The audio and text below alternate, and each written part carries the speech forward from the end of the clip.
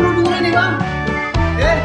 Beli kue taruh di nampan, kue dibawa untuk dimakan. Syarat kedua, lo mesti tampan dan juga punya banyak kontrakan. Halal di waktu lebaran. Pakai celana jeans atasnya kemeja.